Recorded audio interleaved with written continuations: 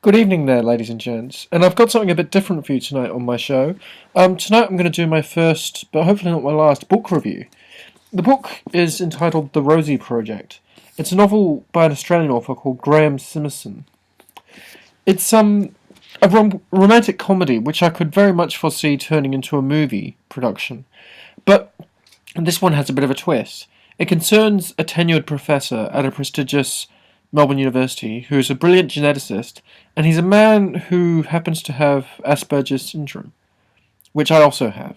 So this book was given to me by my mother to read, and I ended up quite enjoying it quite a lot. It's a very funny and touching read, and the character goes along through his life, and we hear his hilarious narrations about what's happening to him.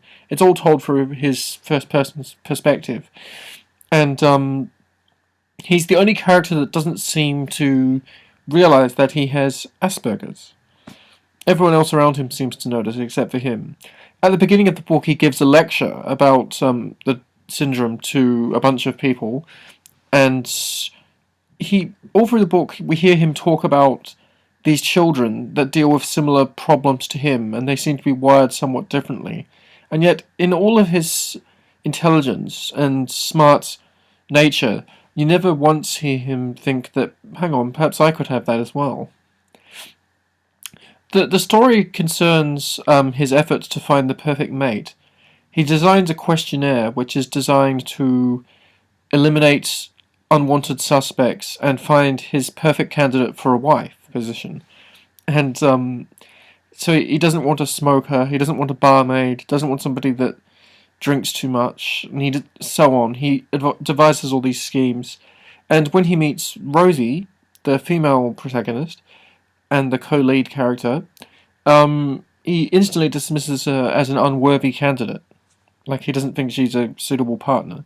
But he does become interested in her situation for another reason.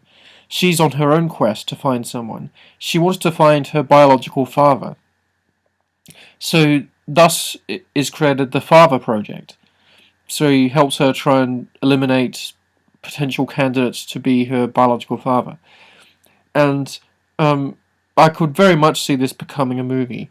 There's lots of comic situations, such as an incident when he shows up at a restaurant wearing a casual jacket, and they want him to leave because he's not wearing a formal dinner jacket.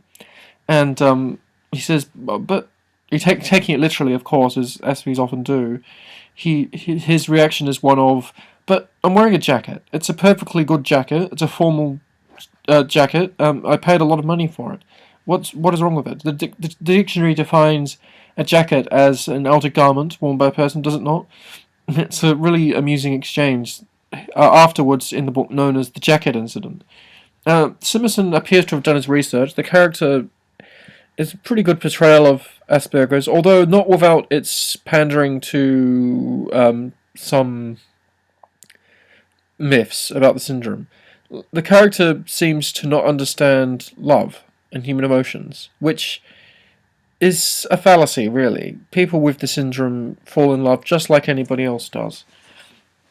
And they can feel empathy, and it's not a very realistic portrayal in that way. But in some ways, the author has done his homework, and this is a very enjoyable read, and it's a good way for people to get inside the head of a protagonist who has Asperger's and understand some of his thought processes, even if he is usually designed for comic effect.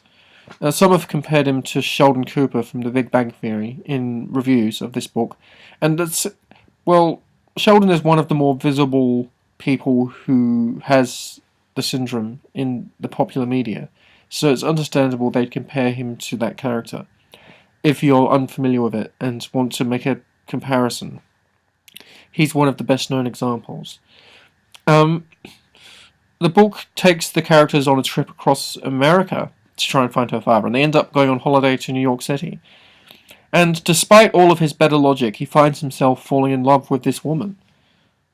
And I don't want to spoil too much about the ending, but I thought the ending a little bit unrealistic. I mean, in real life, she probably would say, "Get away from me, you loser." A lot of women probably would, I think. He goes to an extreme effort to try and change his behaviour, and become a normal person. And she doesn't like that. She wants the normal Don Tillman back. The character's name is Don Tillman. She doesn't want him pretending to be somebody else. Uh, call me a cynic, but I don't think the ending is that realistic. In reality, she would tell him to go away, you loser, I think. It's a very common and sad reaction that many Asperger's men get when they try and find a partner. But I could very much see this becoming a romantic comedy movie, and I would recommend reading this. It's a fun book, and it's from Australia. It's available in most mainstream bookstores. This copy is my mother's. She bought it in Dymocks, apparently, bookstores. Recommended retail price $29.99. It's received lots of plaudits from other authors. Inside the book jacket cover, there's lots of raves about the book. I enjoyed it, even though the ending I thought was a little unrealistic. There's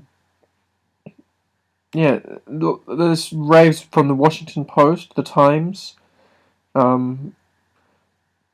The Rosie Project is an upbeat, quirky, impertinent gem of a read. May well be the world's first rigorously evidence-based romantic comedy. Yeah, so pick it up, The Rosie Project. I'd like to hear what you think. Do let me know what you thought in the comments. That was my first book review, but hopefully not the last. I'll have some more coming up for you soon. Enjoy your evening, everyone. This is Adam Walton, signing out.